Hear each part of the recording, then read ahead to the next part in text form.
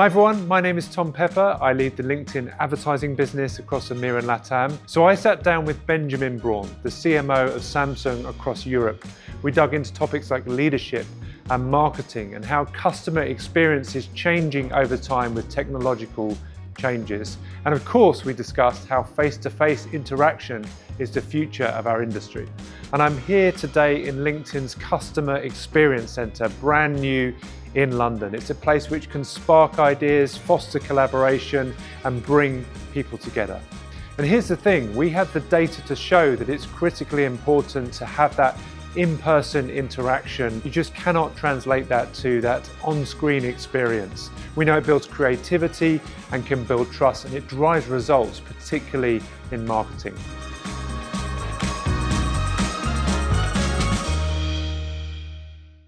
Welcome, Benjamin. Great to see you. Thank you, Tom, and hello to the LinkedIn audience. Thank you. And so I'd love to start with a question which is quite traditional for LinkedIn, if we can. It's what is not on your LinkedIn profile?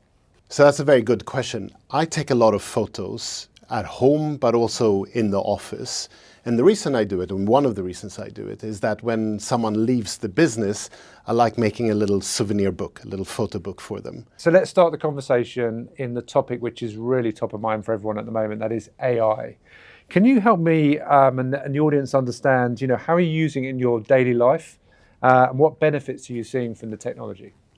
So I'm lucky, I work for Samsung. So we have a lot of Samsung AI-enabled products in our home in London.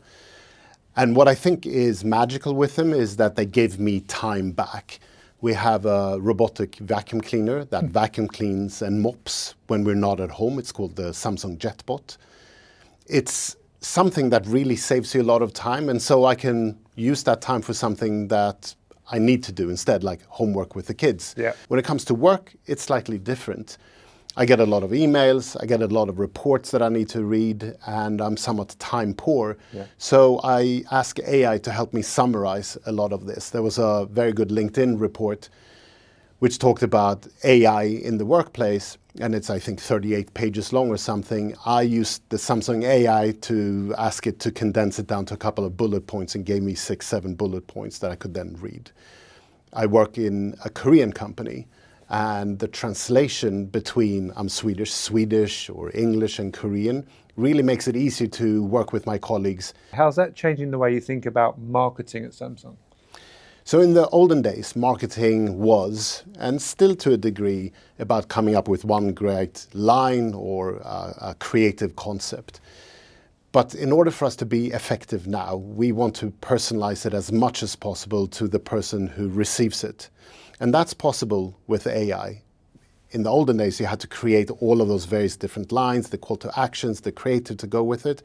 But with, for instance, the LinkedIn AI ad builder, it will do that for you. And so there are going to be hundreds, thousands, millions of variants being served depending on who the person is and in what kind of state of mind that person happens to be.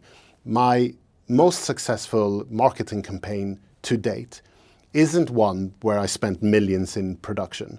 It's something I did on the LinkedIn platform. I was at Audi, and we wanted to get more people to buy Audi cars. And we knew from research, we had an insight that the more people that test drive a car, the more likely they are to convert. So test drive is super important. So with the help of LinkedIn, we mashed data together. We knew what kind of work titles, job titles were more likely to buy an Audi car. So we targeted people who had been recently promoted. There's a correlation between people being promoted and buying a new car. And we served them inside of LinkedIn. Congratulations, Tom, on your promotion. We at Audi would like to extend a car for you to have at home and try for a week. If you don't want it after a week, we'll pick it up. No questions asked, but if you want to keep it, great. And that converted more people to buying Audis than any campaign, including those very big, expensive campaigns that we did. I want to think now about creativity, which is obviously a big part of marketing. And LinkedIn data is telling us that the in-person experience of collaboration is absolutely critical to that moment of creativity. Why is in-person collaboration vital in the function of marketing? So from the data, we know that if you're going to kick off a project and you want it to be successful, which I think is most of us, Yeah. all of us, I would Yeah, hope, yeah. is if you do that in person, you're more likely to succeed with the project. It gives you an ability as a leader to provide context, what it is you're doing as a team. It helps you explain what the mission, what the business challenge is. And then for the people that you've gathered, people can then explain who they are and what they're bringing to the table. There's also a lot of research that say that important conversations in offices don't always happen in meetings. Yeah. There's the serendipitous effect. Yeah. People who overhear things, people who speak whilst having a coffee, whilst having lunch, that is very important. It's almost impossible to replicate that using video conferencing. And if you think about this in-person collaboration topic, how do you think that helps a brand stand out in what is a very competitive marketplace that you operate in? Every brand has their own unique culture. Yeah. I work for Samsung, it's a Korean company. My first week as a new employee, I was flown to Korea. It was the first time as a Swedish person to be exposed to the Korean culture, which is fascinating, but also the subculture, which is working for Samsung. We have a culture, LinkedIn has a culture, all companies have a culture, and you need to understand it and how to operate in that culture. I feel sorry for my colleagues who joined during COVID because they never really got that induction. Yeah. Difficult to replicate. It's very difficult to replicate. And so think about it. We're not just thinking about the here and now. We're talking about the future leaders that we're developing. So what will happen in 5, 10, 15 years' time if we cannot replicate the positive culture that has driven the success of the brand? Yeah. How do we replicate that for future generations? So we've talked a lot about this AI technology. It also feels like there's now more emphasis, therefore, on human skills, human connection. Like, how do you think about those important relationship skills as we think about the future with this technology? So technology is very exciting, and it continues to evolve. AI is just the latest.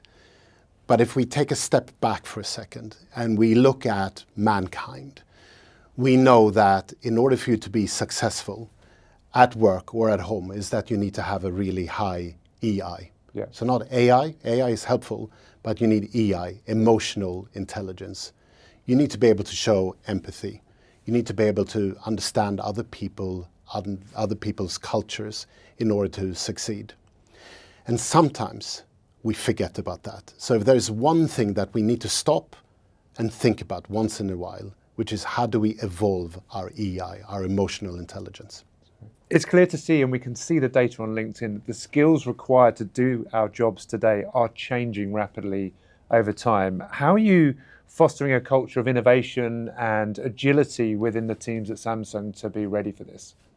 So we know from the data that by 2030, and that's only in 5 years' time, 70% of the skills that's needed in a role will have changed. Wow. We are now recruiting for AI engineers, for AI managers, for the director of AI, etc., roles that didn't exist 2 years ago. Yeah. We now are very accustomed to having social media managers, but that was also new a couple of years ago. So it's evolving at a high velocity, and that's not going to change. Yeah.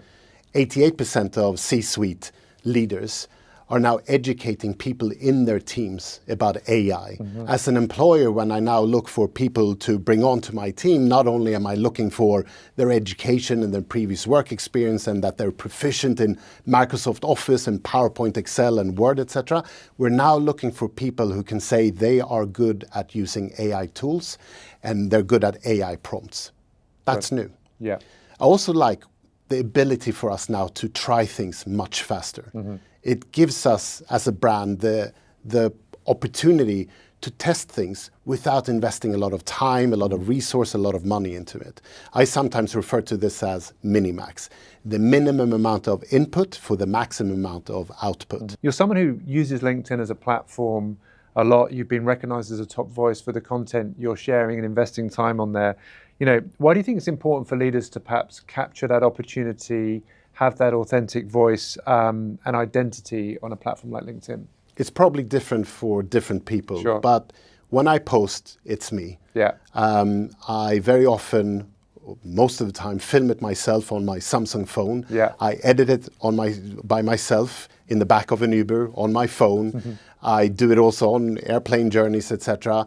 And then I publish it. So what you see is what I'm thinking. It's authentic. Yeah.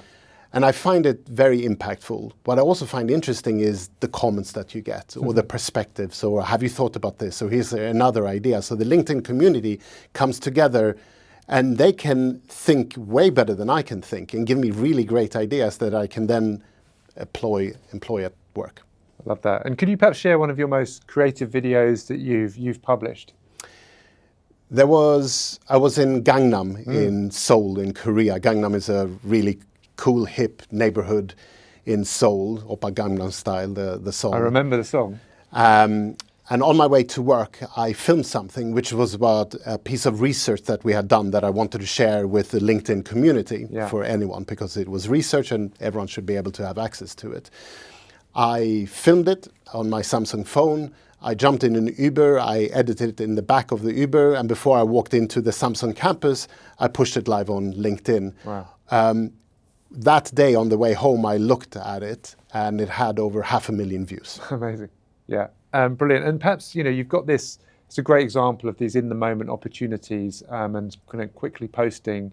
Can you share any more tips perhaps for CMOs who are thinking about engaging more in the platform and particularly in the video format? What would be your top tips you could leave us with? So keep it short, but also keep it a bit rough. It doesn't have to be polished. Yeah. It's okay if you do it yourself. The most important thing is the message that you're trying to land. Think about what is it that you're trying to tell people.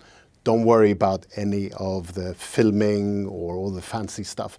Just quickly get the message out there if you stand for it. That's some great tips. Thank you, Benjamin, so much for joining us in the London Experience Centre today. It's been fantastic to learn about sort of leadership, marketing, customer experience, and some amazing anecdotes about AI and the Samsung products. Much appreciated. And probably the most important message for me today is, please follow me on LinkedIn.